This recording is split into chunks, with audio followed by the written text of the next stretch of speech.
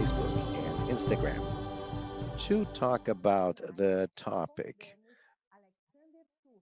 plastic at sea. We invite Alexander Turra, who is from USP.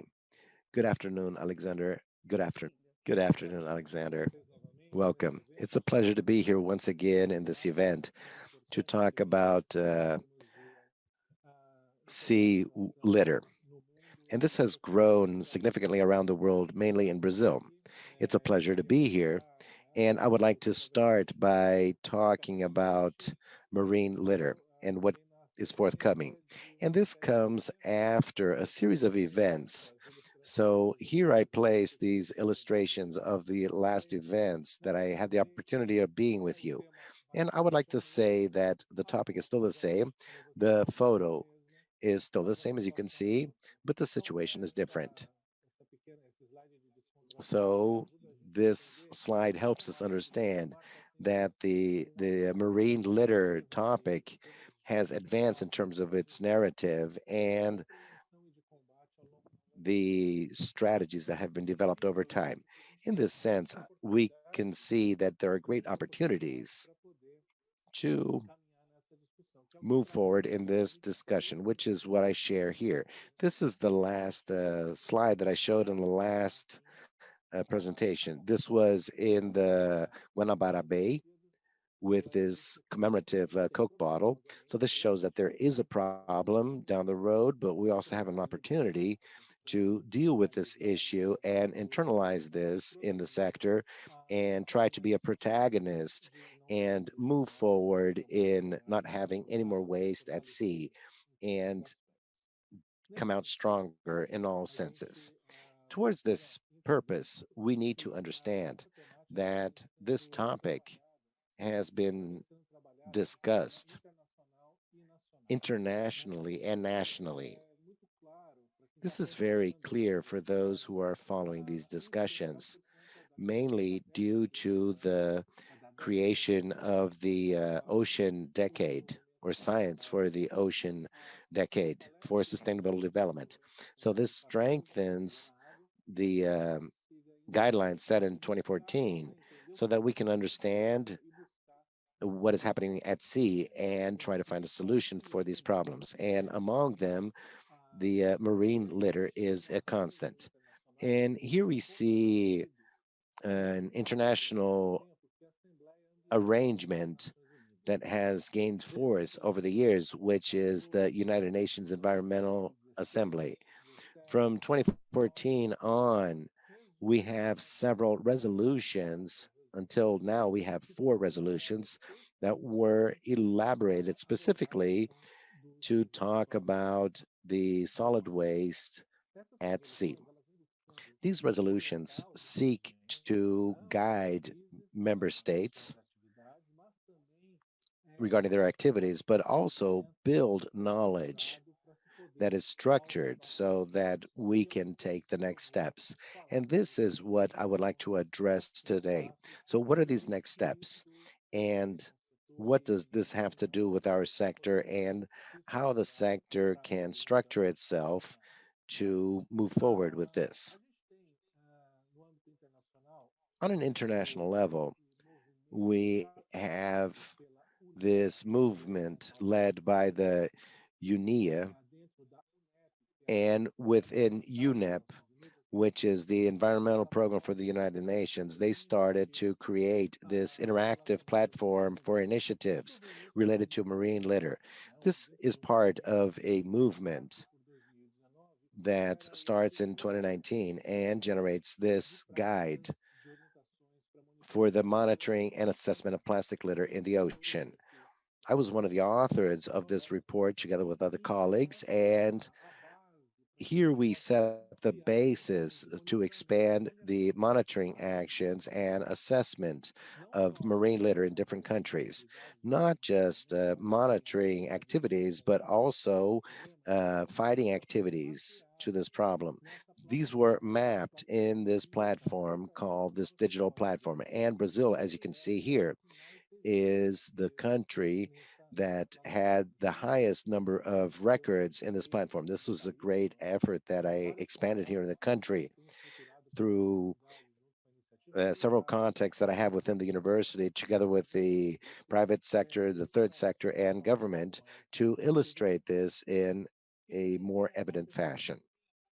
And what has taken place in the international scenario based on all these inputs and this maturing, the northern countries, Nordic countries, they have a group of ministers that started to articulate, to idealize what would be this next step to fight marine litter, mainly a global agreement to fight plastic pollution. This report was recently concluded. I was one of the reviewers of this report, and it brings some insights and approaches that are quite interesting with regard to what is forthcoming.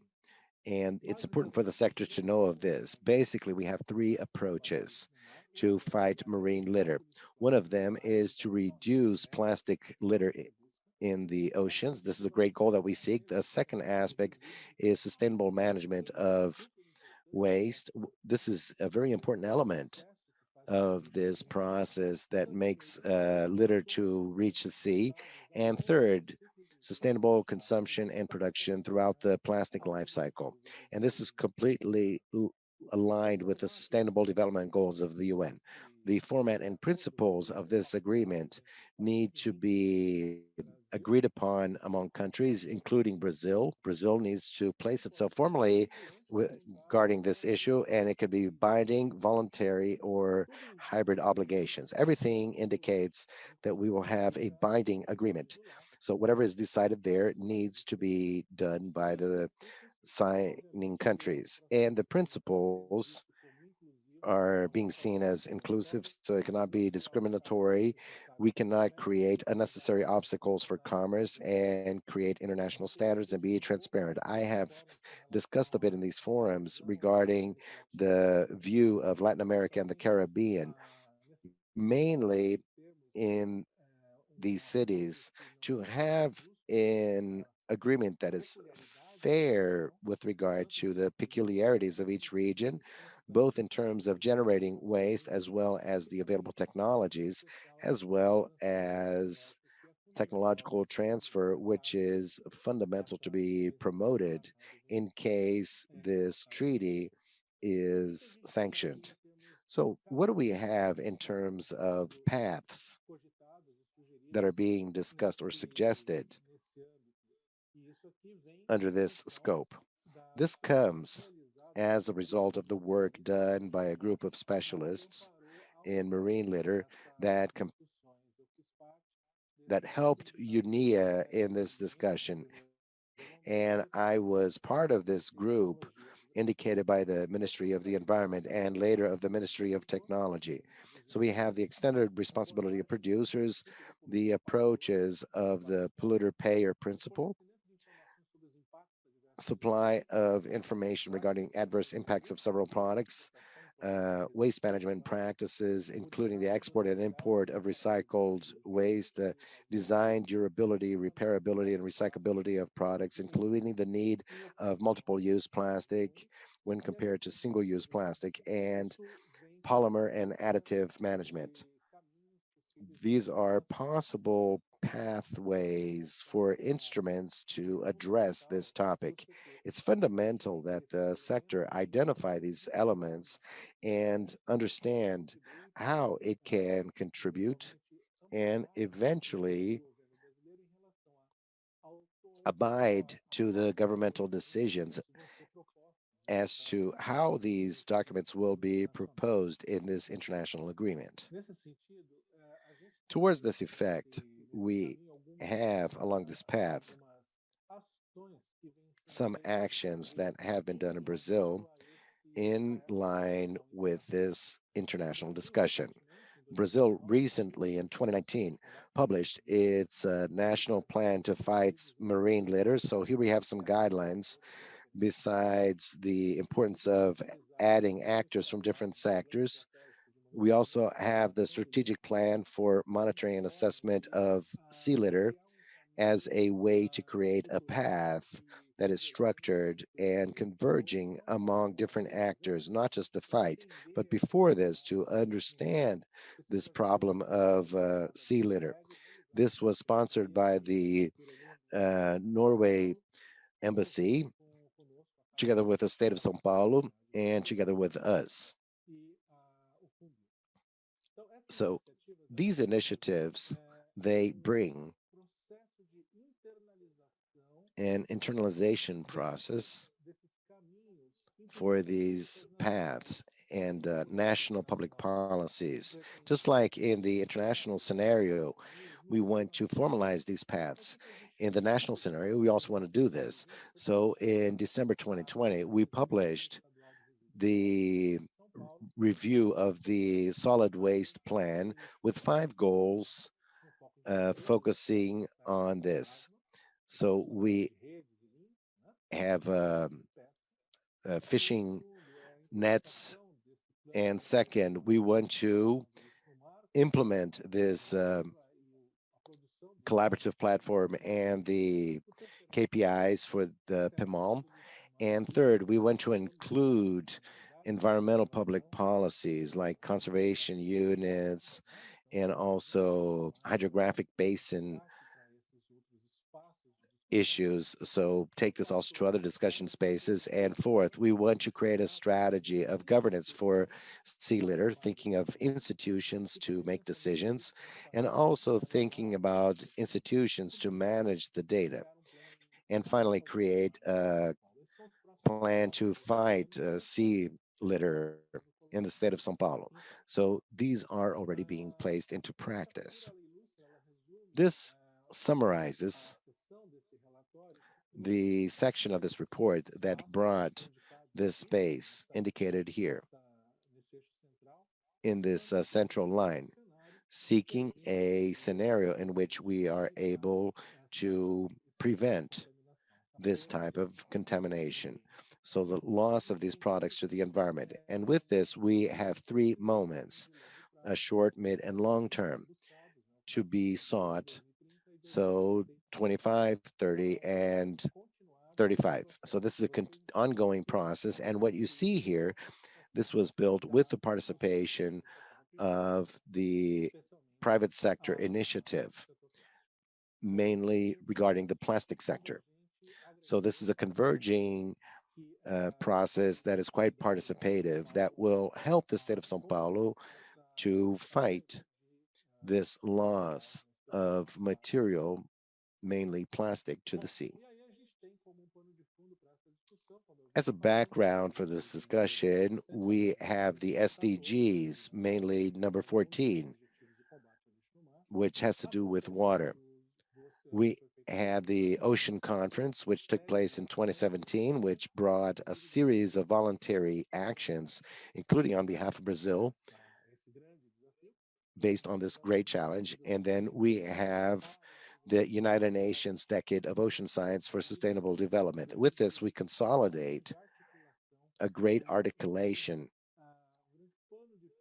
and a great background for us to be able to have the necessary background to promote this change that is desired by all.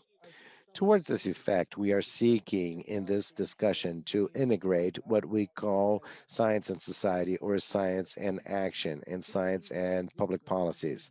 When we do this, we give space and create the possibility of building products derived from a learning process, from dialogue among various actors. This has occurred along different pathways and different moments in different spheres, as I will share with you to illustrate these paths, how they have been carried out, how they are possible. And in the end, I would like to make an invitation to you so that we can engage in this. With regard to the initiatives that I'm going to mention, first I'm going to talk about the global platform of sea litter. This platform is inclusive and open to all. So I encourage you to send your email to become a member. I am a counselor to this group that represents the country, and the purpose of this group is to offer data and information that is integrated from various sources, connect actors, for example, the private initiative, governments, etc., identify gaps and help in prioritizing actions, coordinate and guide actions based on the best available knowledge, and identify goals and strategies to evaluate progress. So it's a movement that supports different kinds of initiatives from different stakeholders, from countries to organizations or universities, for instance. So this platform, this partnership, works on many different fronts, including an attempt to create a large digital platform that will bring together data, initiatives. As we saw in the first slides that I showed you, there are many initiatives in Brazil already being presented, being shared on this platform. So a very inclusive platform that will allow not only a conversation to happen, but it will act as a repository for information that can be used and provide us with a basis to understand what's happening with ocean litter. So in order to do that, we need to follow a few strategies. The integration of science and politics, also coming up with action plans that can be national or subnational. And we're talking about cities or companies that might have that kind of interest, as the Pellet Zero program that was started in Brazil and was led by the Plásticos por Mar Limpo and Plastivida over the last few years. So we need to think about methodological directives, guidelines, standards, harmonization, sustainable and innovative financing, and this movement has to provide access to all. So these are the GPML principles, and they have been guiding the Brazilian plan to fight ocean litter and the state plan I mentioned to you. So we have a great opportunity to move, to connect, and to transform. Another initiative that I mentioned to you seeks to build indicators, and it has many different objectives associated to indicators. They have to do with intelligence, with having information behind the construction or assessment of a public policy. And the main objective of this movement, of which many of you are part of, we created an integrated and structured strategy to diagnose the problem of marine litter, to combine knowledge, engagement, interaction of key actors, and to establish a participatory channel with communication between science and management. Those were the objectives of this project that was built through broad dialogue. Many of you might see yourselves here, a dialogue between different sectors, and which led to very objective reflections on the association between marine litter and points of concern for policy, so policy concerns. So the movement that was supported by that report I showed you by BESAMP was to reflect on why monitor, why assess marine litter. And so we came up with 7 main policy concerns that can be affected by marine litter, such as tourism, food security, human health, shipping, fisheries and aquaculture, animal welfare, and biodiversity. So based on this information, public managers can see how they want to read and interpret information about marine litter, or even better, what kind of monitoring strategy they will need to make sure that this kind of information can be produced. So That leads to the three indicators we are proposing in line with the UN guidelines for the environment. So generation, what happens before the waste gets to the sea. So number of people in the cities, consumption, management, waste management, the occupation of illegal occupation of areas, poverty. So different elements that are in line and converge towards this phenomenon we see. We also have the indicators of exposure, which is what we find in marine litter or on the beach. On the coast of Paraná, north coast of Paraná, one city loses $8.5 million a year because of the increase in marine litter. So it also allows us to see the effect. So these are effect indicators, the effect of these environmental contaminants or pollutants and the effect they have on our economy in general. So there are many possibilities that can help us put this discussion into practice and also lead to a reflection, a very important reflection that we are fostering as part of the project. It's called the Blue Keepers, to look for technical support and governance to innovation ecosystems to understand and combat marine litter. So this initiative is led by the Global Pact, supported by Braskem and other companies.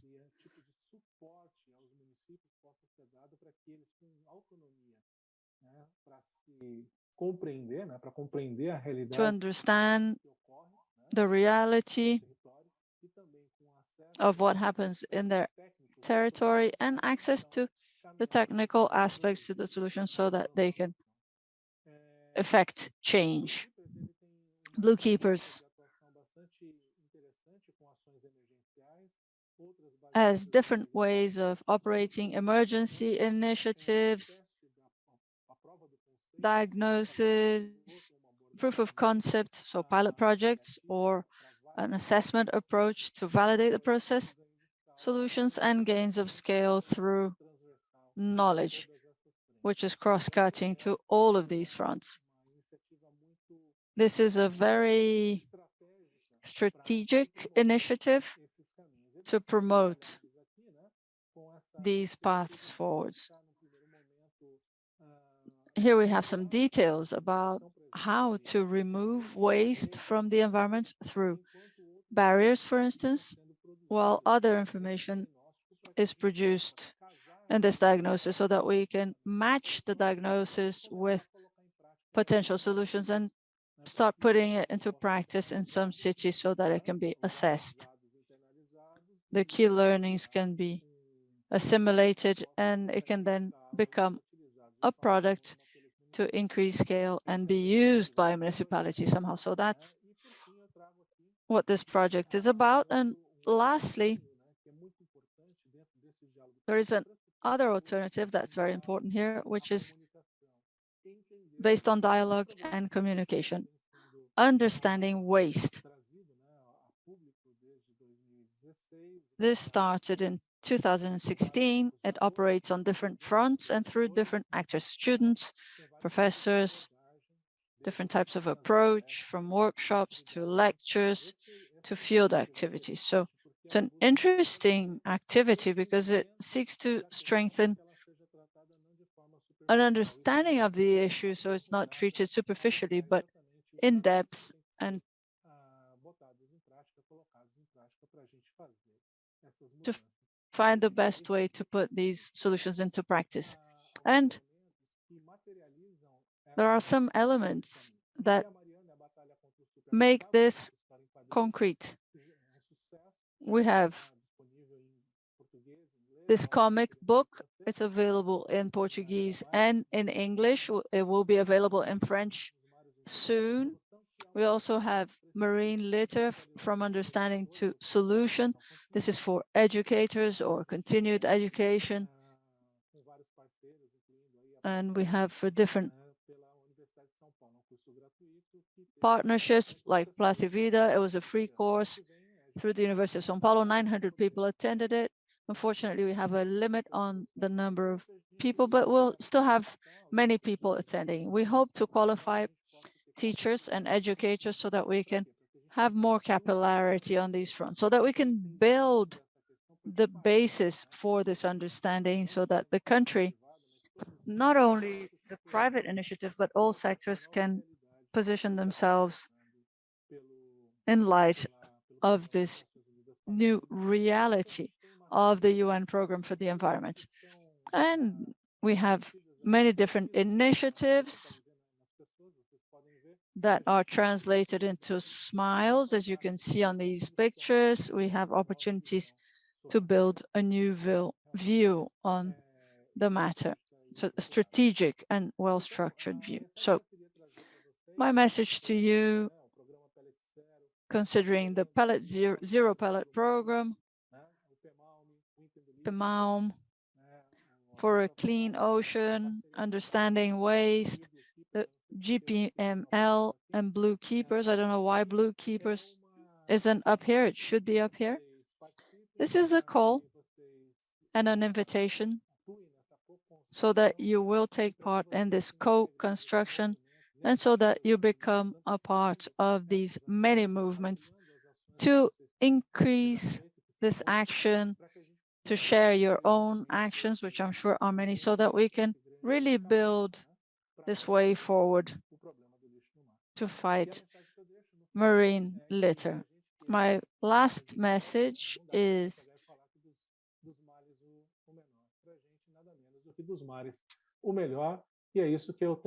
we want to have the best oceans possible, and that's what I have been seeing from the relationship I have seen in the industry in the past 10 years of co-construction, a pro-action view that is being expanded so that we can promote change to have a healthier environment in Brazil and in the world. So that's my message to you, and I will be around for a chat. Thank you. Excellent. Thank you so much, Alexander Turra, a full professor at the Oceanographic Institute at the University of São Paulo. We have some questions for you. The first one is from Luis Fernando Casanetti. He asks, the use of oxydegradables, does that make marine litter worse? Yes, thank you for your question.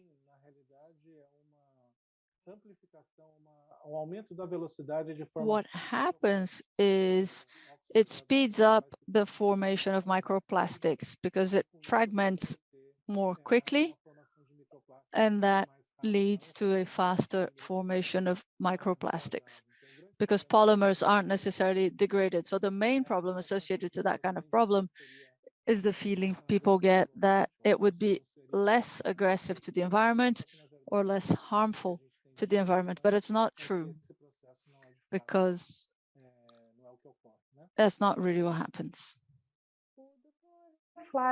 Dr. Flavio Urtigão says that many of the initiatives are a focus on collecting plastic from the seas or upstream, but what to do with the plastic that is collected? Hi, it's good to see you again, Dr. Flavio Urtigão. Well, there are many possibilities. Obviously, removing marine litter is the last solution. We need to have more upstream solutions, but once it's there and we've removed it, we need to have a solution for that. We have small scale and large scale solutions. Small scale includes initiatives by NGO on the coast of Paraná, São Paulo, Paraná, turning this waste into value-added products. And by doing that, they can turn a problem into a solution. But at a larger scale, we're talking about what to do with what's collected in eco barriers, right? So we need to find out what to do with that. So chemical recycling, mechanical recycling, but this has to be discussed sensibly, considering the pros and cons of that kind of solution. I think that sending the collected waste to landfills isn't the best solution because you're not making the most of the value in that product, especially the energy. Alexander, a Samires Teixeira participou aqui do... Samires Teixeira has sent two questions. So I'll ask both of them so we can optimize time, okay? All right. She asks, do you think that the development of new biodegradable packaging might decrease marine litter? And the second question is, what is your opinion about biodegradable packaging? Are they really useful and feasible? Well, the concept of biodegradable includes different products. Some products are biodegradable in very specific conditions, such as composting or landfills, but not in the sea. So they would have to be biodegradable in the sea. The second thing we need to think about is we have to stop litter from reaching the sea. So what we know about biodegradable products or products that degrade faster than others is that in the event of a leak of that product to the oceans, there would be like an insurance. So it would be less there for less time and would therefore cause less impact. So that's the kind of solution that adds value, but it doesn't change the risk or the generation of waste. Ótimo. A Andressa de Oliveira Andressa de Oliveira is asking how you see graphene coming into this industry. Well, not only graphene, but any other type of material. And this is a very important debate that needs to be had in depth. The matter of alternatives, so plastics, degradable plastics, cotton, paper, other types of products that can be added as a solution. All products, so aluminum. I was talking in Pernambuco this morning. Aluminum is a wonderful material, but its production cost is quite high. So is cotton.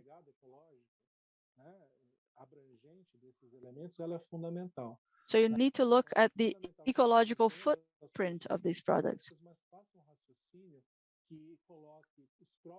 We need to understand the technological solutions, but we need to take the pros and cons of it all into consideration, put it on a scale so that we can identify what the feasible ways forward really are.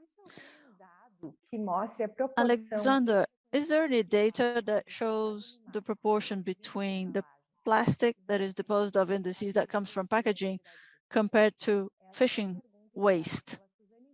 This is Suzane Nayara de Castro asking. Well, I have data about the North Pacific. This was published in 2018, 2019, and it updates information about what's there in the region.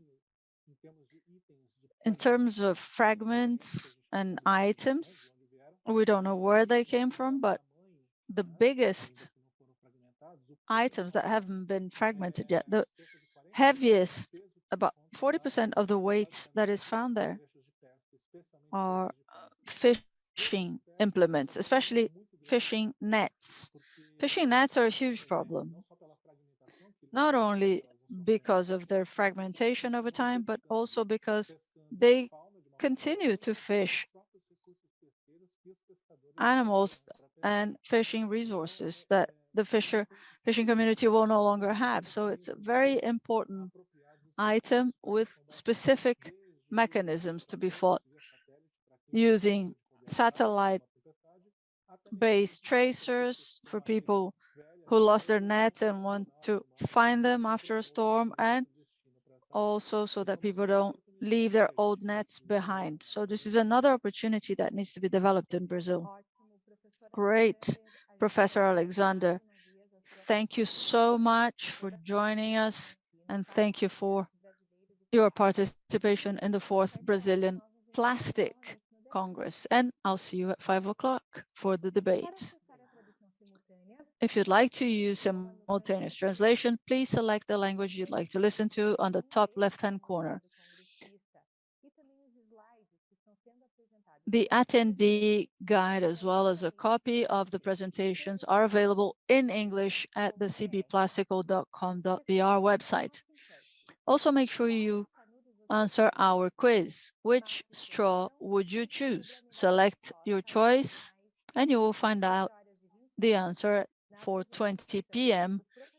during the presentation.